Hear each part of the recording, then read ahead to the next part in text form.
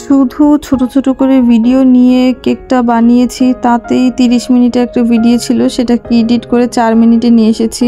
আর সরাসরি কেকটা বানাতে আরও বেশি সময় লেগেছে, যেহেতু ভিডিওতে সব কিছু সরাসরি আনা সম্ভব হয় না, তাই কেকটা এখানে 30 মিনিট ছিল, তো সরাসরি প্রায় 2 থেকে আড়াই ঘন্টা সময় লেগেছে কেকটা কমপ্লিট করতে।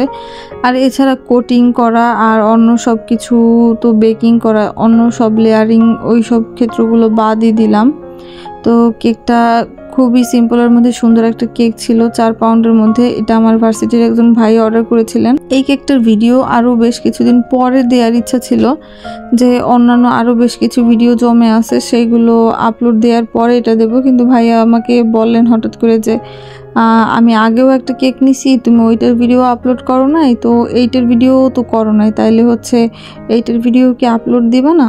তো উনি জানতো না যে আমি এই কেকটার ভিডিও করেছি।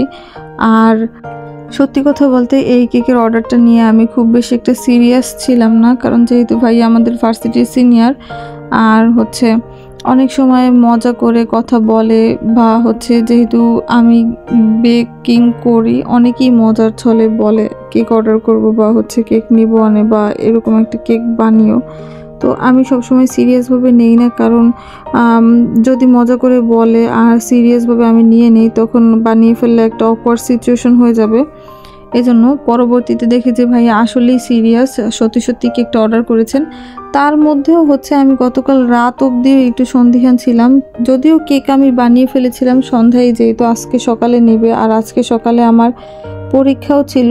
তাও একটু রাতে আমি কেকটা বানানোর পরও টেনশনে ছিলাম, কারণ যেহেতু বরিশালে একটানা বেশ কিছুদিন ধরে বৃষ্টি হচ্ছে, ভাইয়াকে ফোনে পাচ্ছিলাম না, তার সাথে আমার কোনো ফোন নাম্বার, কন্ট্যাক্ট ইনফরমেশন বা আমার লোকেশন শেয়ার কোনো কিছুই করা হয়নি। সে যে আদৌ আসবে, কেক পিক করবে, বা তার সাথে যে আমার একটা কনভারসেশন হবে যে কিভাবে কি নেবে, কোথা থেকে নেবে, কোনো কিছুই হয়নি। শুধু কেকটা অর্ডার করেছে, কি লিখতে হবে এইটুকু বলে দিয়েছিল। তো আমি অনেকবার ফোন দেওয়ার পরেও ভাইয়াকে পাইনি। তো আমার পরবর্তীতে একটা টাইমে মনে হয়েছিল যে হয়তো ভাইয়া মজা করেছিল, যার কারণে এখন ফোন রিসিভ করছে না, হয়তো ঘুমাচ্ছে। তো আমি একটু ভয় পেয়ে গেছিলাম। পরবর্তীতে ওনাকে টেক্সট করার পরে উনি হচ্ছে রিপ্লাই করে আর হচ্ছে সব ডিটেলস দিয়ে দেয়। তো তখন আমি বুঝছি যে আসলে ভাইয়া সিরিয়াসলি কেকটা অর্ডার করছে। যদি আমার কেক ততক্ষণে বানানো শেষ, যদি সে অর্ডার না করতো, আমার এই কেকটা নষ্টই হতো। তো আর একটা ব্যাপার হচ্ছে, এইখানে এই কেকটা ডেকোরেশন করছে এখন আমার বোন। আমি হচ্ছে বেশিরভাগ সময় ডেকোরেশন করে থাকি, কিন্তু ও আমার থেকে অনেক ভালো ডেকোরেশন করে, কিন্তু ও খুব বেশি একটা আসতে চায় না, অনেক রিকোয়েস্ট করে তারপরে হচ্ছে যদি একটু কাজ করতে আনানো যায়। তো ওর কাজের ধরন, প্যাটার্ন সব কিছুই আলাদা, ও কাজও করে অনেক সময় নিয়ে, আর ওর কাজ ও অনেক নিখুঁত হয়।